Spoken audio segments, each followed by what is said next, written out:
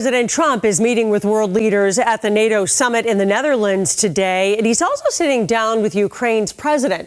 But the U.S. strikes on Iran's nuclear sites are still the dominant topic of discussion, as Natalie Brand of CBS shows us.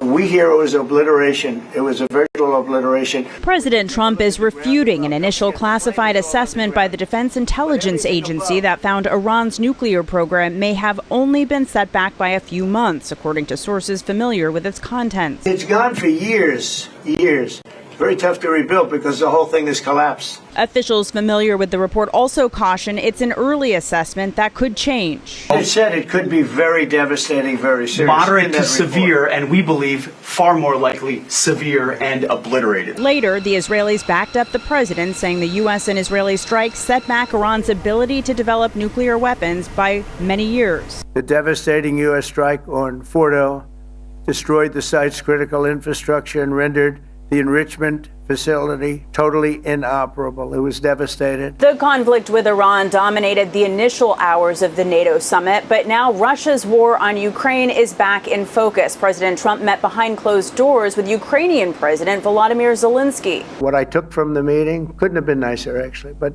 I took from the meeting that he'd like to see it end. I think it's a great time to end it. I'm going to speak to Vladimir Putin and see if we can get it ended. NATO's Secretary General also announced that members have agreed to increase spending on defense to at least 5% of their GDP. Natalie Brand, CBS News, the White House.